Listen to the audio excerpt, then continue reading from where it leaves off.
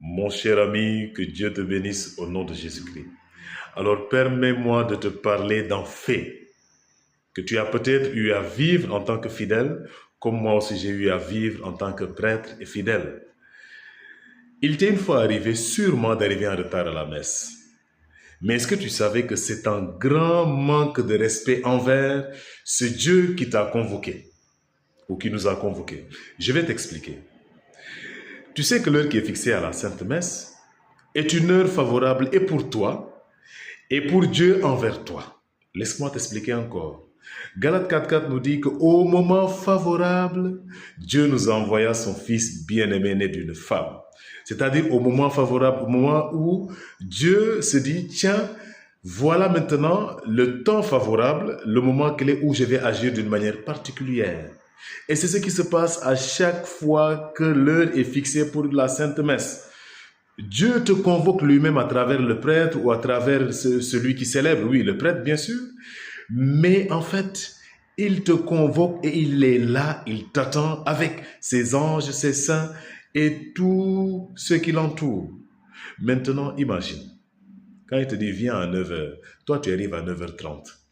Mais en fait, c'est pour lui dire que non seulement ton invitation, je ne la trouve pas si importante, mais toi qui m'invites, tu n'es pas si important que ça. Parce qu'aujourd'hui, je suis sûr que si jamais le président de la République fixait une heure de rendez-vous avec toi, disons par exemple 7 heures, je suis sûr qu'à 6 heures, tu serais déjà à la porte pour attendre. Et pourtant, Dieu est plus grand que le président de la République. Et pourtant, Dieu te convoque et il t'attend. Et toi, tu te permets d'arriver en retard. Toi comme moi. S'il te plaît, viens à l'heure pour d'abord écouter le Seigneur te parler. Ensuite, te nourrir avec son corps et son sang.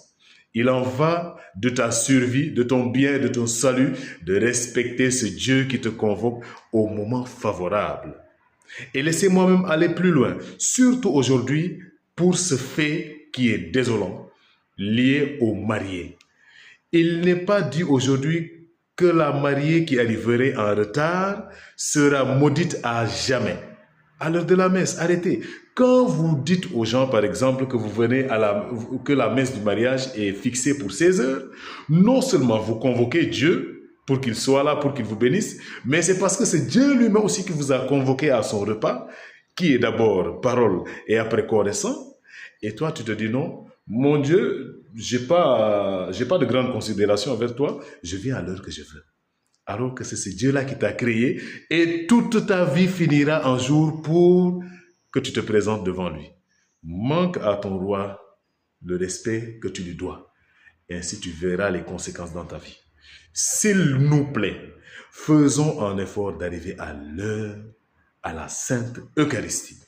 Que ce soit aujourd'hui un effort de carême pour toi et comme pour moi. Et que Dieu nous bénisse, lui qui est vivant, lui qui est le maître du temps et de l'histoire. Et moi, je te bénis au nom du Père, et du Fils et du Saint-Esprit.